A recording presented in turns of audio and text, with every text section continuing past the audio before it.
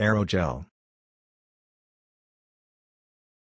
Aerogel is a synthetic porous, ultralight material derived from a gel, in which the liquid component for the gel has been replaced with a gas. The result is a solid with extremely low density and extremely low thermal conductivity. Nicknames include frozen smoke, solid air, solid cloud, blue smoke, owing to its translucent nature, and the way light scatters in the material. Silica aerogels feel like fragile expanded polystyrene to the touch, while some polymer-based aerogels feel like rigid foams. Aerogels can be made from a variety of chemical compounds. Aerogelification. In the case of making aerogels, a gel is placed in a pressure vessel, under a volume of the same liquid, held within its pores, let's say ethanol for example. The pressure vessel is then slowly heated to the liquid's critical temperature. As this happens, the vapor pressure of the liquid increases, causing the pressure in the vessel to increase and approach the critical pressure of the liquid.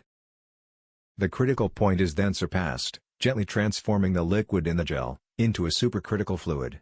Once this happens, the ability of the fluid in the gel to exert capillary stress on the gel's solid framework structure of the gel has decreased to zero. With supercritical fluid now present throughout the entire vessel and permeating the pores of the gel, the fluid in the gel can be removed.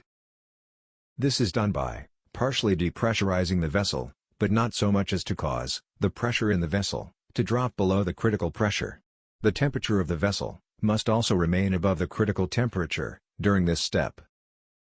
The goal is to remove enough fluid from the vessel while the fluid is still supercritical, so that when the vessel is fully depressurized/cooled down and drops below the fluid's critical point, there will simply not be enough substance left in the vessel, left for liquid to recondense.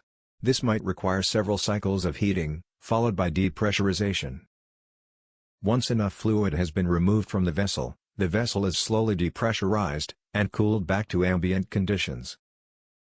As this happens, the fluid in the vessel passes back through the critical point, but since much of the fluid has been removed, and the temperature is still elevated, as the vessel depressurizes, the fluid reverts to a gas phase, instead of a liquid phase.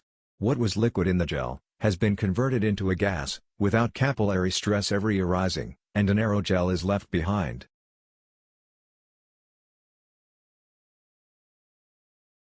Application: tennis racket collector with aerogel.